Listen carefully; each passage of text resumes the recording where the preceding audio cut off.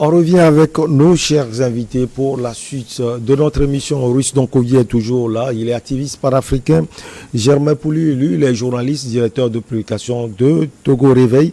Et puis Bonenfant Agbovi, enseignant analyste politique. On parlait du Mali et on parlait justement de ce rapport de l'ONU. On a coupé malheureusement Germain Pouli. On vous redonne la parole. Merci Michel. Donc, je pense que c'est le timing qui vient déranger un peu les autorités. Mais après, comme Maurice le disait, comme Bonenfant aussi le disait, les Maliens, les forces armées maliennes ne peuvent pas prétendre faire un boulot totalement propre, sans bavure, sans erreur, et que tout ce qui s'est passé dans le mois d'avril, dans cette localité au centre du pays, que tout serait faux. D'abord, le rapport de l'ONU précise qu'après, des gens ont été conduits dans un camp où 20 personnes ont été totalement éliminées donc, par les militaires. Aujourd'hui, le Mali demande des preuves.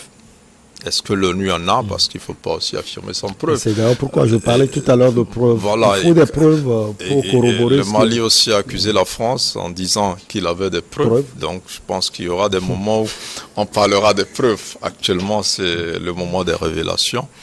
Il y a des révélations qui fâchent énormément, mais je pense que les forces armées maliennes auraient grandi. On ne reconnaît peut-être pas totalement toutes les bavures, mais une partie ces bavures-là, et même on parlait des autres forces, même les forces de l'ONU même commettent des bavures. Les forces de l'ONU, il y a plusieurs militaires de plusieurs pays qui ont dû être rapatriés chez eux en cascade, et parfois même c'est des pays autres qui ont demandé leur départ, parce qu'il y a même des viols sur des femmes et tout ça par les forces de l'ONU. Donc ce n'est pas des situations qu'on peut dire qu'elles n'existent pas. Donc les forces armées maliennes auraient pu reconnaître une partie que de nier totalement.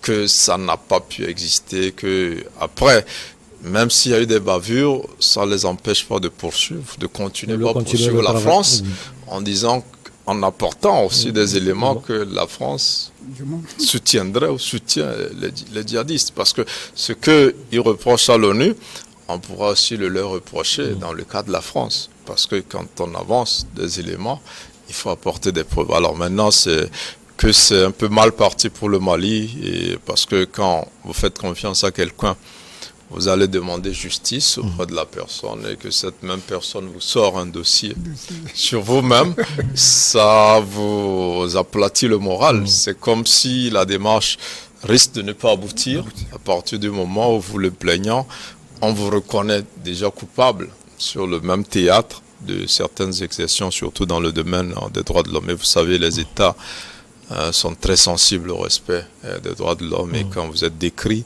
comme un pays qui ne respecte pas les droits de l'homme, ça ne facilite pas vos rapports avec les autres pays de la communauté internationale. Horus, vous voulez glisser quelque chose? On va chuter avec vous sur le Mali. Je voulais glisser quelque chose en disant que je pense, à mon sens, le gouvernement malien demande, c'est de l'impartialité. Et j'ai la sensation parfois qu'au niveau des diplomates, notamment occidentaux et plus largement onusiens, on a du mal à mesurer, à sous-peser, à avoir une certaine pertinence critique quant à la réaction des masses africaines. On est dans quelque chose de très infantilisant. L'ONU doit se rappeler que le scandale de l'épidémie de choléra à Haïti était de son fait. L'ONU, ses troupes sont actuellement en difficulté, remises en question par les populations de la RDC. Sont remises en question par les populations de la Centrafrique, sont remises en question par les populations du Mali. Et à chaque fois, les rapports tombent. Et à chaque fois, des rapports tombent. Alors, il y a même des rapports qui sont limite dissimulés. C'était qu'on appelle la violence de certaines organisations pour les faire sortir, on n'en entendrait même pas. Et mieux, lorsque l'ONU est coupable de certains faits, ben, généralement, on n'a pas de suite judiciaire. C'est la même chose pour les troupes d'intervention dans les pays. Je rappelle encore qu'il y a Sangaris en Centrafrique, et il y a d'autres théâtres aussi. Et donc pour vous, l'impartialité là ne s'invite pas dans les rapports de l'ONU. Alors, le problème avec le rapport de l'ONU, c'est que si dans cette démarche, elle continue à véhiculer une image partisane, elle risque de subir la désolidarisation de toute une frange de la population mondiale. Et j'ai l'impression qu'elle ne le comprend pas. L'intervention de M. Macron la fois dernière à l'endroit des médias est pertinente parce que il y a un imaginaire qui veut que les populations africaines soient manipulées par d'autres personnes et par de ce fait les gouvernements. Donc le gouvernement malien, le monde intellectuel malien, le monde critique malien, africain, ainsi de suite, tous ceux qui à un moment vont émettre une opinion contradictoire contre tout ce qui est occidental, tout ce qui est onusien, tout ce qui est establishment, à un moment est soupçonné d'être sous influence. Et c'est quelque chose de très dangereux. Par exemple, lorsque l'ONU fait ce rapport, on aurait pu dire ce n'est que les FAMA. Je pense que mes pairs sont dans la communication, c'est très subtil. On aurait pu dire, mais voilà, il y a eu des exactions des troupes maliennes. Point. Parce qu'en réalité, c'est le Mali qui décide d'avoir la collaboration qu'elle veut. Mais on va préciser que ce sont des troupes maliennes accompagnées de forces étrangères parce que l'on veut préciser l'intervention de ces forces étrangères dans la mauvaise gestion du conflit malien. Donc c'est une manière de communiquer. À un moment, dans cette prise de position partisane, je rappelle que dans les organes onusiens, la prise partisane de certaines décisions a fait que même les États-Unis ont quitté l'OMS.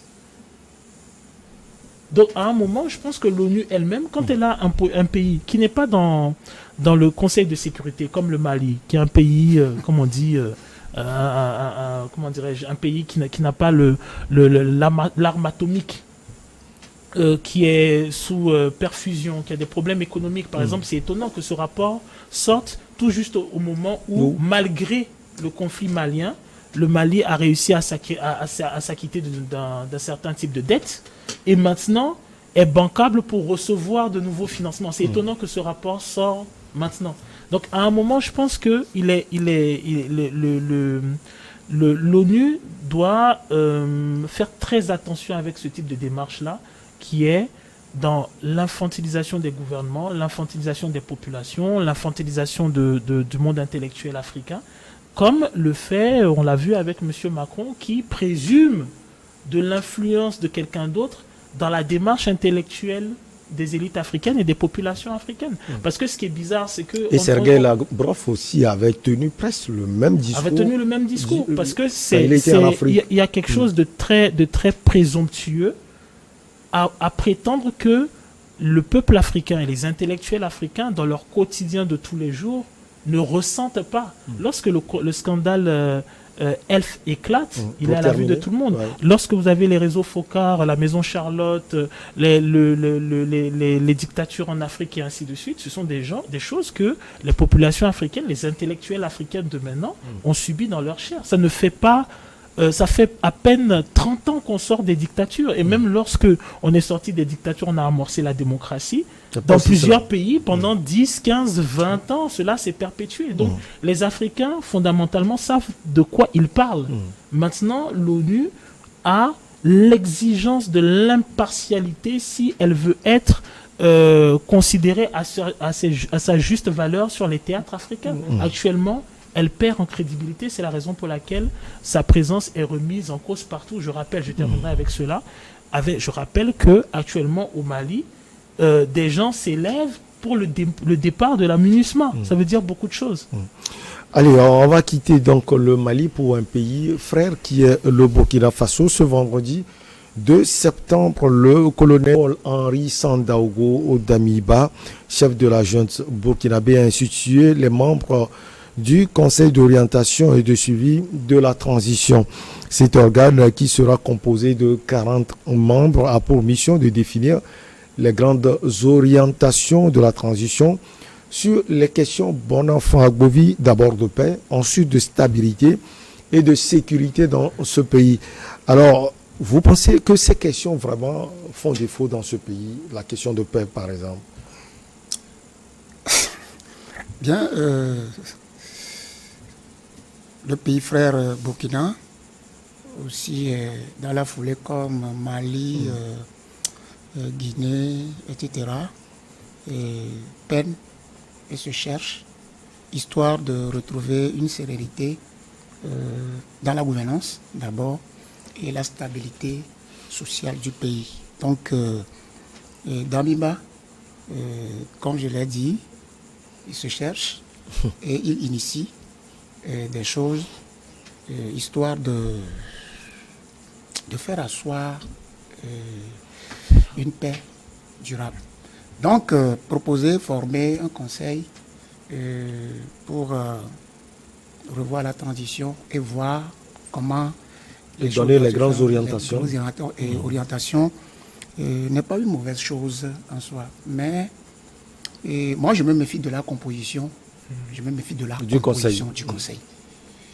Donc vous savez, un conseil qui est dirigé déjà par Damiba lui-même n'est pas mauvais en soi, mais je me dis que même si les gens... il a le chef de l'État. Il dirige un conseil qu'il met en place pour pouvoir de manière impartiale parler. Les gens doivent faire des propositions non partisanes pour la bonne marche de la chose. Mais vous savez que lorsque le poids est là, Damiba est là, c'est lui qui t'a nommé, il t'a fait intégrer au comité. Il y a beaucoup de choses que, même si tu l'estimes bien, tu ne peux pas te prononcer immédiatement.